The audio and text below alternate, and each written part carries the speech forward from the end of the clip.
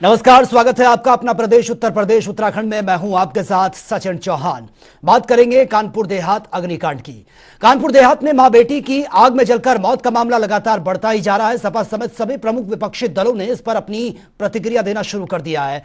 वहीं अब इस मामले में डीएम समेत अन्य अफसरों पर कार्रवाई की मांग ये कर रहे हैं। आरोप है कि डीएम की साजिश के चलते यह घटना हुई है। अब इस मामले में डिप्टी सीएम ब्रजेश पाठक ने दखल दिया है और पीड़ित परिवार से बातचीत उन्होंने की है। डिप्टी सीएम ने परिजनों से बात की है। डिप्टी सीएम ने परिजनों को भरोसा दिलाया कि सरकार दोषियों के खिलाफ कठोर कार्रवाई करेगी और इसके बाद उन्होंने कहा है कि हम इस मामले की उच्च स्तरीय जांच करवाएंगे। दोषियों के खिलाफ कठोर से कठोर एक्शन भी लिया जाएगा। तुम्हारे साथ खड़े हैं, पूरी सरकार तुम्हारे साथ खड़ी है, ठीक, घबराना एकदम नहीं। और जो तुम्हारी मांगे हैं उन पर हम गंभीरता पूर्वक काम करेंगे और हर स्थिति में हम तुम्हारे साथ खड़े हैं। बिल्कुल तुम अपने आप को यह मत समझना तुम मेरे परिवार के मेंबर हो, ठीक है ना। एकदम घबरा, इसमें कड़ी से कड़ी कार्रवाई होगी। हम सख्त से सख्त सजा दिलाएंगे। जो भी दोषी हैं हम किसी को नहीं छोड़ेंगे और जो दोषी हैं उनकी पुश्ते भी याद करेंगे। इतनी कड़ी कार्रवाई कराएंगे। आप हमारे परिवार के मेंबर हो, हम बिल्कुल भी हाँ सर, हमारे साथ हम इस गांव में हैं सर, और हमारे साथ परिवार के जो है जो बेटे हैं शिवम है और दूसरा छोटा बेटा अंश है सर जी। और शिवम के पति जी भी है, बच्चे भी है सर जी। मैं शिवम को मैं दे रहा हूँ सर। और वहीं उत्तर प्रदेश के कानपुर देहात में अतिक्रमण हटाने के दौरान हुई एक दर्दनाक हादसे में मां और बेटी की जलकर मौत के बाद से प्रदेश कांग्रेस के पदाधिकारी घटनास्थल पर जाने का प्रयास कर रहे थे, लेकिन पुलिस ने प्रदेश कांग्रेस के पदाधिकारियों के काफिले को उन्नाव के नवाबगंज टोल प्लाजा पर ही रोक दिया, जिसके बाद कांग्रेस कार्यकर्ताओं का पुलिस के झड़प देखने को मिली है।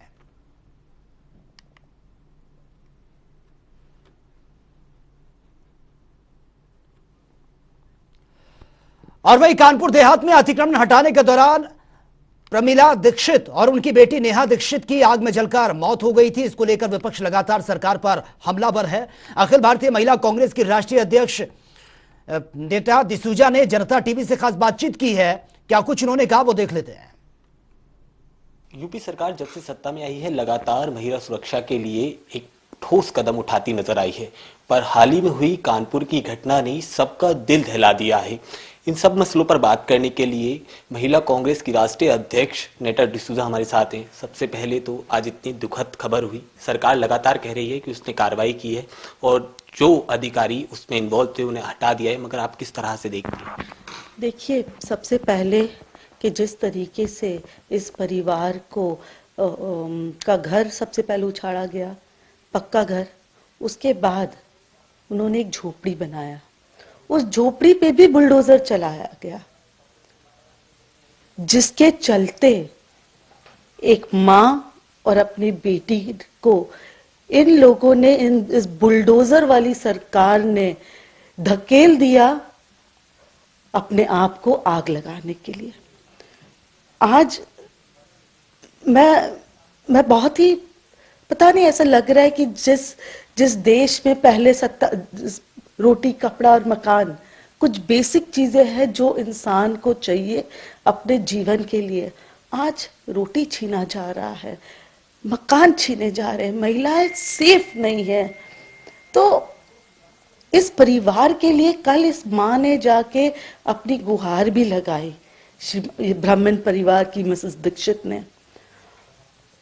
अब एक और इनके परिवार के घरों पे बुलडोजर चलता है और दूसरे और प्रशासन के लोग मस्त डांस कर रहे हैं। अरे आप इन लोगों के दुख में शामिल नहीं हो, आप कैसे प्रशासन हो कि आप लोगों के लिए, आपके पास सुनवाई के लिए समय नहीं है। सच्चाई ये है कि ये सरकार जो है वो पूरे तरीके से भ्रष्ट, पूरे तरीके से मैं अगर कहूं इनह्यूमन, और इनके अंदर कोई भी संवेदनाएं नहीं है। ऐसे सरकार को सत्ता में रहने का कोई अधिकार नहीं है। अगर सिर्फ बुलडोजर चलाना वो बना नहीं सकते और लोगों के घर खत्म करते जा रहे हैं, ये कहीं ना कहीं इस सरकार की मानसिकता दर्शाती है। हमेशा देखा गया आप बड़ी एग्रेसिव मोड में नजर आती है, मगर आज जो भावुक के पल हैं वो आपकी आंखें बता रही हैं। लिहाजा ये पहला मामला नहीं है, यूपी में लगातार ऐसे मामले हुए हैं, महिला सुरक्षा के दावे सरकार करती है। अगर आप क्या कुछ एक्शन लेगी, यूपी महिला आयोग की टीम कहें या फिर ब्रजराज खाबरी को कहें, कांग्रेस का क्या स्टैंड होगा इस पर? देखिए, कांग्रेस ने हमेशा जो जिस पे बुरा बीतता है, जिस पे पहाड़ टूटती है, दुख के पहाड़, हम सत्ता में हो या सत्ता से बाहर हो, हम हमेशा लोगों के हित में खड़े होते हैं। हम ये नहीं देखते हैं कि क्या परिस्थिति में हम खड़े हैं या क्या हम, बट ये भी सच्चाई है कि आज के दौर में ये सरकार गूंगी बैरी हो चुकी है। ये सरकार आज के दौर में वही करती है जो उनको करना है। ये सरकार वही सुनवाती है लोगों को मीडिया के द्वारा जो उनको सुनाना है। ऐसा इस दौर में अब वक्त आ गया है कि समाज के लोग एक हो जाए, समाज, देश के लोग, सिटीजन्स जागरूक हो जाए, प्रजा जागरूक हो जाए और एक दूसरे के लिए खड़े हो। मैं निवेदन उन सभी बहनों से करती हूँ जो उत्तर प्रदेश में इस हमारी दीक्षित परिवार के अगल बगल में रहते हैं कि एक हो जाओ, उसके साथ खड़े रहे। आज ये दुख का पहाड़ इस परिवार पे टूटा है, कल वो आपका या हमारा परिवार ना हो। इसके लिए हमें अभी से एक होके इस सरकार के खिलाफ आवाज उठाना होगा। आखिरी सवाल, क्या आपकी टीम की तरफ से या आप वहां खुद जाएंगी, क्योंकि लगातार ऐसा देखा गया है, प्रियंका गांधी भी ऐसे कई मुद्दों पर खड़ी हुई हैं, आप वहां जाएंगी? और आखिरी में कि आपकी सरकार से क्या कुछ मांगे? सरकार से क्या मांग करे है? ऐसे सरकार से जो जीते जी इंसान को अपना अधिकार नहीं देते हैं, मरने के बाद मुआवजा, और वो भी देखिए मेरे पास इनके लिए मांगने, मैं तो यही कहूंगी कि जितने भी प्रशासन के लोग उसमें इन्वॉल्व थे उन सबको तुरंत अपने पद से हटाया जाए। उनको दोबारा उस सरकारी पदों पे बैठने का कोई अधिकार नहीं है। और इस परिवार को ऐसा मुआवजा, उनको सबसे पहले अपने घर दोबारा बना के दे और मुआवजा, ताकि उनके जो डिपेंडेंट्स है वो एक सम्मानीय उनसे तो आप ये दुख का पहाड़ आप उनसे छीन वापस तो नहीं ले सकते हो, पर एटलीस्ट मुआवजा मिले। साथ ही साथ कांग्रेस पार्टी के विभिन्न पदाधिकारी वहां पे पहुंचे हैं, उस परिवार के साथ है, और देश में ऐसा ना हो इसके लिए हमें अब हम सबको जागरूक होना होगा। बहुत बहुत शुक्रिया हमसे बात करने के लिए। अखिल महिला कांग्रेस की अध्यक्ष नेटा डिसूजा हमारे साथ थी, जिनकी आंखें नम है, और क्योंकि यूपी में बढ़ती क्राइम रेशो के मामले में लगातार बढ़ोतरी हो रही है। सरकार लगातार दावा कर रही है कि मामले कम हो रहे हैं, मगर विरोधी दल लगातार ये आरोप लगा रहे हैं कि महिला सुरक्षा पर सरकार की जो भी नीतियां हैं वो फेल साबित हुई हैं। कैमरा पर्सन आकाश के साथ केशव पांचाल, जनता टीवी, दिल्ली। और वे उत्तर प्रदेश के मुख्यमंत्री योगी आदित्यनाथ की अध्यक्षता में आज कैबिनेट की बैठक हुई है। यूपी कैबिनेट की बैठक में 14 प्रस्ताव रखे गए। इसमें सभी प्रस्ताव पर मुहर लगी है। संविदा कर्मियों के 7वें वेतनमान का लाभ देने का प्रस्ताव पास कर दिया गया। सरकार को 29 करोड़ का व्यय आएगा और मुख्य सचिव की अध्यक्षता में वेतन समिति की संस्तुति दी गई है। सरकार हर चयनित 150 ITI में 10,000 वर्ग फीट में कार्यशाला निर्माण के लिए ये करोड़ों का प्रस्ताव पास किया गया है। आगामी दिनों में कैबिनेट बैठक राजधानी लखनऊ के अलावा अन्य महत्वपूर्ण शहरों में भी होंगी।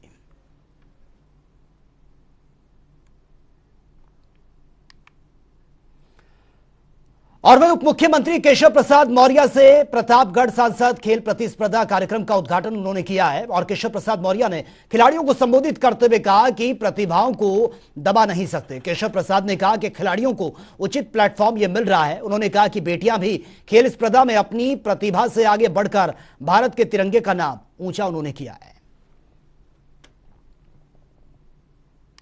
एक देश विरोधी गतिविधियों को संचालित करने वाला संगठन था, उसे प्रतिबंधित किया गया है। और अगर सिमी का ही ये बदला हुआ रूप था जिसने अनेक देश विरोधी गतिविधियों को बढ़ावा देने का काम किया है।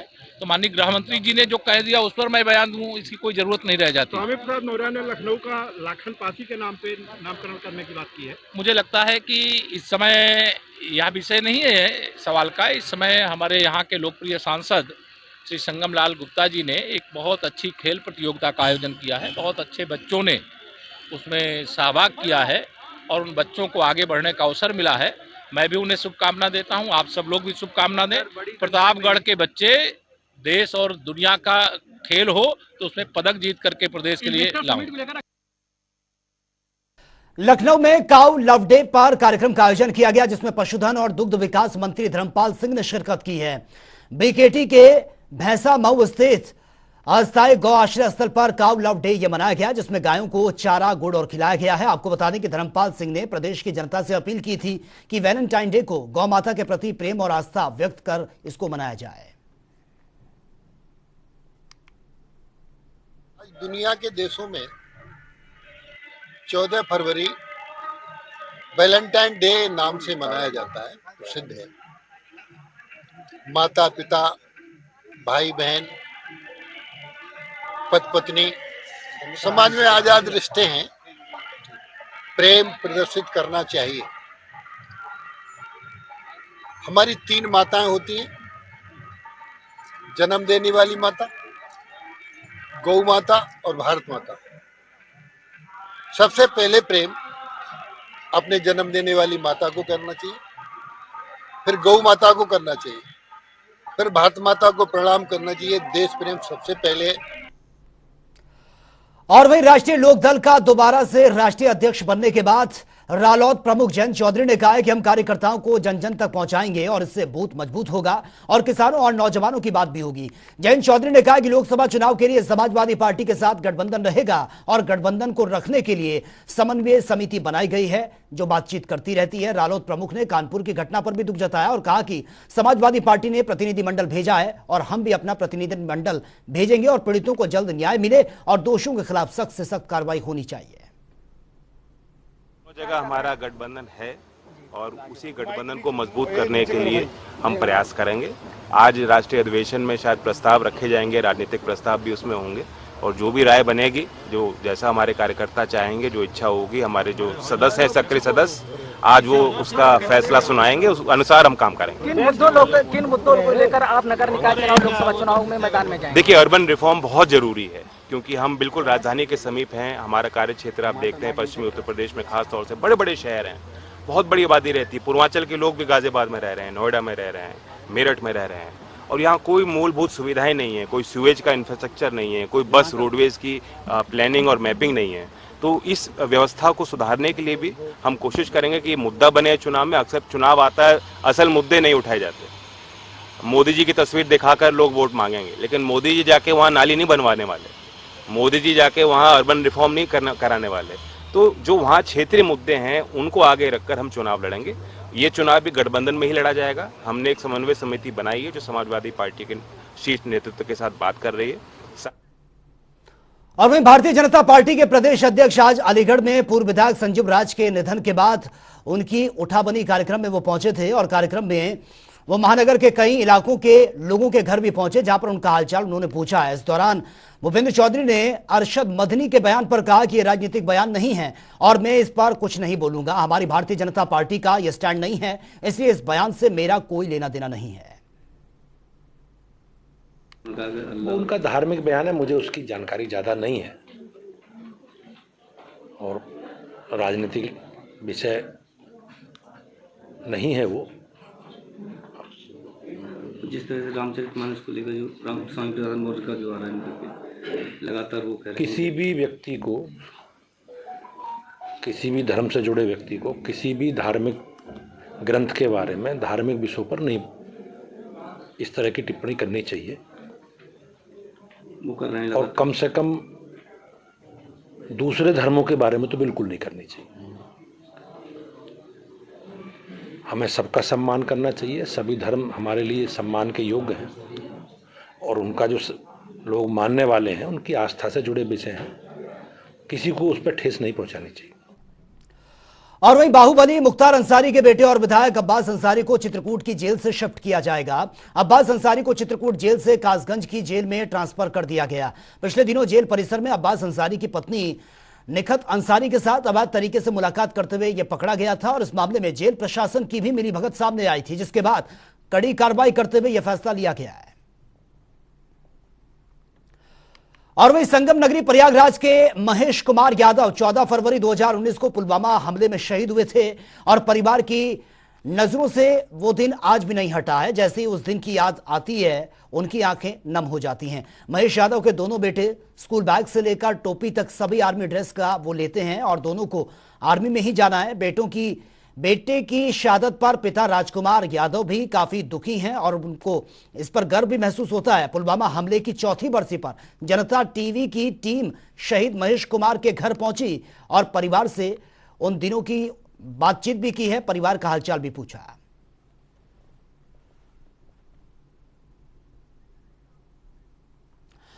और मैं उत्तर प्रदेश कांग्रेस कमेटी के दिशा निर्देशों के बाद अब आगरा के कांग्रेसियों ने वार्ड स्तर पर हाथ से हाथ जोड़ो यात्रा की तैयारी शुरू कर दी है। आगरा के कांग्रेसी कार्यकर्ता घर घर पहुंच रहे हैं। कांग्रेस नेताओं का कहना है कि भारत सरकार की दमनकारी नीतियों के विरोध और किसानों के हक और बेरोजगार युवाओं के दर्द को घर घर तक पहुंचाने के लिए भारत जोड़ो के बाद अब कांग्रेस की हाथ से हाथ जोड़ो अभियान की यह शुरुआत हो गई है। देश में भारतीय जनता पार्टी की सरकार बनी है तब से देश में लोकतंत्र को और संविधान को खत्म करने का प्रयास किए जा रहे हैं। लोकतंत्र में सबको अधिकार है अपनी आवाज उठाने का, जनता की आवाज उठाने का, लेकिन ये मौजूदा तानाशाह सरकार लोकतंत्र में लोगों को अपनी आवाज नहीं उठाने दे रही है।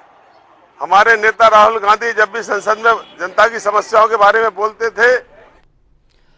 और वहीं आगरा में G20 की सफलता के बाद अधिकारी गदगद नजर आए। वहीं आगरा के पुलिस कमिश्नर प्रतिंदर सिंह ने आम लोगों से अपील करते हुए कहा है कि शहर को सुंदर बनाने में काफी मेहनत लगी है, जिससे लोग आगरा की जमकर तारीफ भी कर रहे हैं। आगरा को असामाजिक तत्वों शहर की सुंदरता को बिगाड़ने की कोशिश अगर कोई करे तो तुरंत पुलिस को इन्फॉर्म किया जाए और शहर को ऐसा ही सुंदर शहर बनाए रखने का हमारा यह सहयोग भी दें।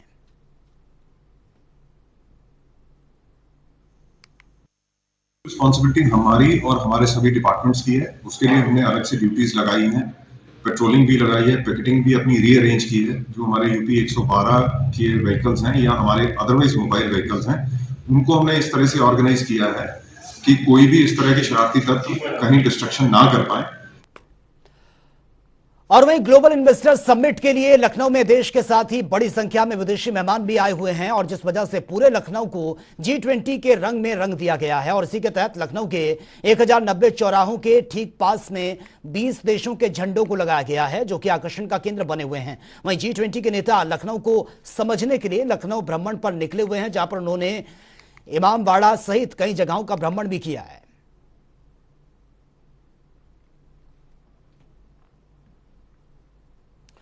और रुक कर लेते अगली खबर का। देहरादून में बेरोजगार युवाओं पर हुई बर्बरतापूर्ण लाठीचार्ज के विरोध में कांग्रेस लगातार सरकार के खिलाफ प्रदर्शन कर रही है और साथ ही बीजेपी के तरफ तमाम सवालिया निशान भी खड़े कर रही है। और इसी क्रम में नेता प्रतिपक्ष यशपाल आर्य कांग्रेस भवन पहुंचे हैं। आपको बता दें कि यशपाल आर्य युवा बेरोजगारों पर हुए लाठीचार्ज विरोध में आज कांग्रेस भवन से पुलिस मुख्यालय तक प्रदर्शन भी उन्होंने किया।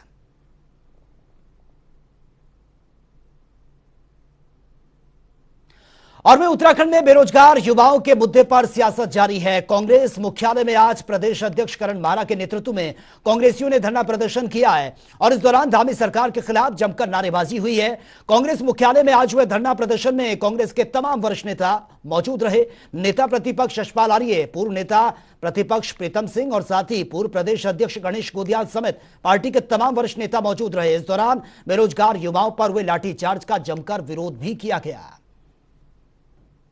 देखिए, अच्छा है, सरकार जितना देर में चेतेगी कांग्रेस को उतना फायदा होगा। हम तो बेरोजगार लोगों के साथ हैं, उनकी लड़ाई लड़ रहे। जिस तरीके से पुरोला के बच्चे को बिना आरोप के, बिना गलती के उसके ऊपर आरोप मढ़ेगा, उस पर कानून लगाया जा रहा है, उस पर धाराएं लगाई गई है, वो निश्चित ही दुर्भाग्यपूर्ण है और सरकार को ये समझना चाहिए। अंदर अंदर आक्रोश पनप रहा है, बढ़ रहा है और यही।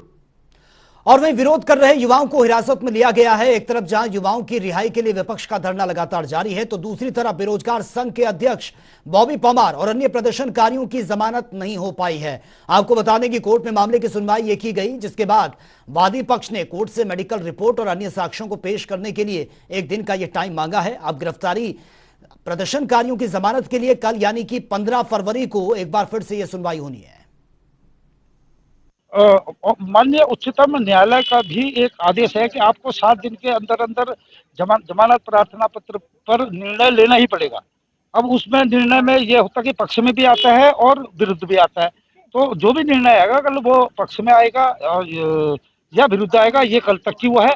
पर हम तो जिस चीज के लिए लड़ रहे हैं, मुकदमा लड़ रहे हैं या जमानत पे वो कर रहे हैं, तो कल और वहीं बागेश्वर में कैबिनेट मंत्री चंदन रामदास ने वर्चुअल समीक्षा की है, जिसमें उन्होंने मार्च से पूर्व कार्यों में प्रगति लाकर 100% धनराशि व्यय करने के निर्देश दिए हैं। कैबिनेट मंत्री ने कहा कि विकास कार्यों में गुणवत्ता से कोई समझौता नहीं किया जाएगा। साथ ही जिलाधिकारी को निर्माण कार्य का भौतिक सत्यापन करने के निर्देश दिए गए हैं।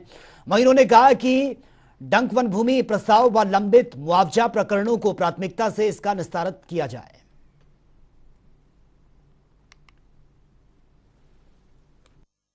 हमारे जिले की जो जिला योजना की प्रगति है वो काफ़ी अच्छी है। इसमें कई विभागों ने 100% अपना अचीवमेंट किया है।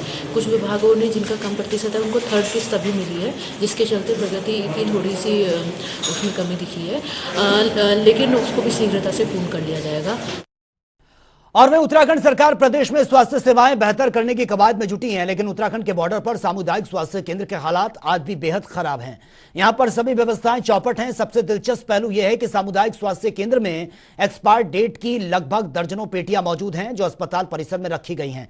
हालांकि एक्सपायर्ड डेट की दवाइयां कहां से आई हैं, इसका जवाब किसी के पास नहीं है। आज भी एक्सपायर्ड दवाइयां अस्पताल के परिसर में मौजूद हैं। कुछ दवाइयों को जलाने की कोशिश भी की गई। वहीं इस पर सीएमओ मनीष दत्त का कहना है कि एक्सपायर्ड डेट की दवाइयां कहां से आई हैं, कहां रखी गई हैं, इसकी जांच करवाई जा रही है।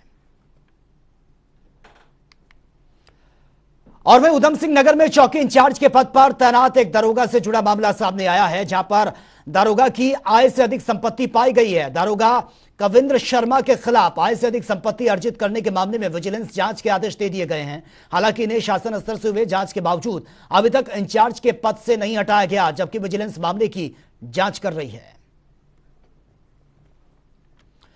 तो चलिए अब बात होगी 2 मिनट में 10 बड़ी खबरों की। सुल्तानपुर में लखनऊ बलिया नेशनल हाईवे पर हादसा, ट्रैक्टर पिकअप में भीषण भिड़ंत, 2 मजदूरों की मौत की खबर। दोनों शवों को पोस्टमार्टम के लिए भेजा गया। हरदोई में सिलेंडर से भरी पिकअप में लगी आग, शॉर्ट सर्किट से लगी आग ने लिया विकराल रूप। आग लगने से कई घंटे ट्रैफिक बाधित रहा। बदायूं में भैंसों का गड्ढा पार करने के दौरान हुआ हादसा, गड्ढे में डूबकर हुई युवक की मौत। पुलिस ने पोस्टमार्टम के लिए शव को भेजा। मथुरा में महिला ने की आत्महत्या, 2 बेटियों को खिलाई सल्फास की गोलियां, खुद भी सल्फास खाकर दी जान। एक बेटी की मौत, एक की हालत नाजुक। मथुरा में 15,000 के नामे ठग को किया गया गिरफ्तार। ठग के कब्जे से पेटीएम मशीन समेत 150 आधार कार्ड भी बरामद। कानूनी कार्रवाई के बाद भेजा गया जेल। हमीरपुर में वैलेंटाइन डे के पार बजरंग दल के कार्यकर्ताओं ने रामचरितमानस का किया पाठ। नगर पालिका के गेट पर किया गया पाठ। बजरंग दल ने पार्क के अंदर रामचरितमानस पाठ करने की मांग भी की।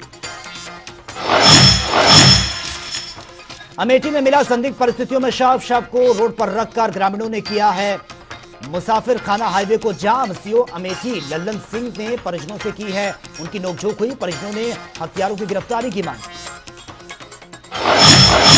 आगरा में हिंदूवादियों ने किया है वैलेंटाइन डे का विरोध। बजरंग दल ने वैलेंटाइन डे को बताया भारतीय संस्कृति के लिए घातक। वैलेंटाइन डे का पुतला दहन कर जताया आक्रोश। आगरा में बच्चे की बेरहमी से की गई थी पिटाई। थाना मलपुरा के कन्या पाठशाला स्कूल का मामला। बच्चे को बचाने आए स्कूल के टीचर्स के साथ भी प्रधानाचार्य ने जमकर किया अभद्रता। गोंडा में पुलिस के हत्थे चढ़े नकली नोट के कारोबारी। जाली नोट को कारोबार करने वाले 3 गिरफ्तार।